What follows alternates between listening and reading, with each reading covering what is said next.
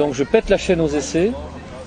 Et puis je me fais dépanner chez une bonne femme dans sa baraque. Elle m'amène le thé, tout ça, etc. Mais c'était rigolo.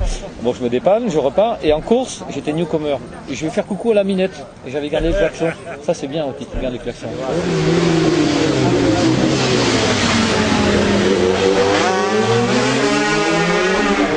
J'étais dans ce droite. Et comme j'étais moins concentré, la moto s'est mise à bouger. Et quand c'est comme ça, tu mets des watts. Ouais. Et là, j'ai fait le contraire. Donc ça s'est accentué. Je la tenais plus la moto. Elle a tapé le trottoir, là, je me suis explosé, j'ai fait un vol. La moto, elle a fait, alors, je sais pas, ceux qui ont vu, c'est pas si c'est 200 ou 300 mètres. Elle a volé. Elle est remontée en l'air. Elle a tapé des spectateurs. Ça leur a déchiré le t-shirt des Suédois. Ils ont ramené le t-shirt chez eux, ils l'ont mis dans un cadre.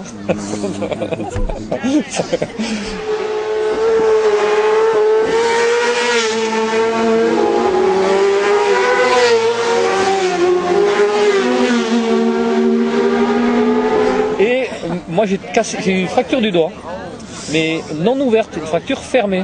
Et l'hosto c'est impressionnant, c'est l'ancien hôpital dans Douglas, pas le nouvel. Il m'opère, je me réveille, j'étais un peu dans le coltard, et elle me dit vous voulez de la musique là pour vous réveiller, gentil quoi.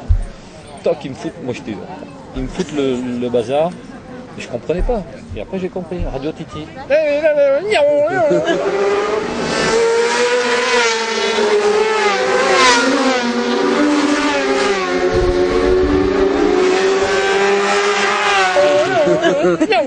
Radio Titi. Je sors de l'hosto. C'est incroyable. Je sors de l'hosto. Je monte dans le taxi. Radio Titi. On s'arrête à la pharmacie. Radio Titi. Dans la pharmacie, il y avait une moto dans la pharmacie. Après, je suis repassé à l'hosto pour radio de contrôle. Là, ils se sont rendus compte que la broche n'était pas de la bonne longueur. J'ai rien compris de ce qu'ils m'ont raconté. Ils m'ont réopéré. Anesthésie totale et tout le bordel. Après, on a fait les cons, on a roulé en moto. Alors j'avais à l'accélérateur, je ne pouvais pas accélérer, on avait une pincetto. Une Dharma. Ah ouais, une Dharma quelque part. Et c'est sûr que j'ai pas dû l'arranger le doigt. Ce qui fait que dans le bateau, le machin avait gonflé. Faut voir le médecin du bord, il appuie dessus, ça a bien giclé. Opération en France, et j'avais un staphylocoque. Et c'est eux qui m'ont mis ça. Et ça remontait. J'ai eu 2 opérations en France, chambre de stérile, enfin tout ça, pour un petit doigt cassé. Et Granier m'avait dit, mais te fais pas opérer, là. Tu devrais aller te faire opérer à Paris, je connais un chirurgien, il est très très bien. Moi je me disais pour un petit doigt, on va pas... Et ils ont fini par me le couper. Donc j'ai 4 opérations pour une connerie.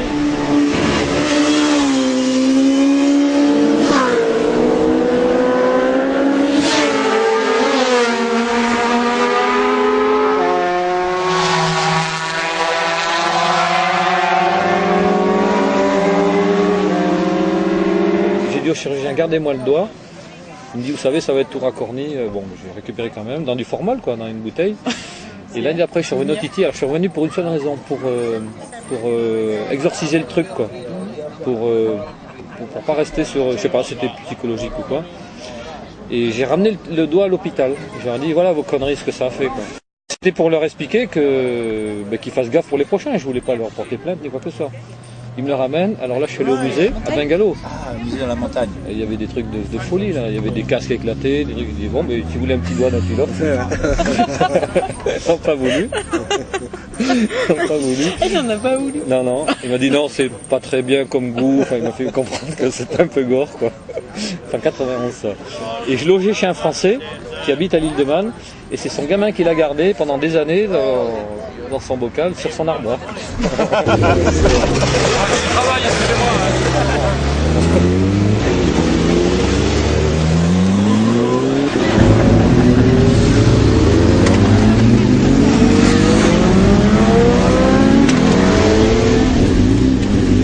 Bon, mais si vous voulez un petit doigt d'un pilote. Ils n'ont pas voulu.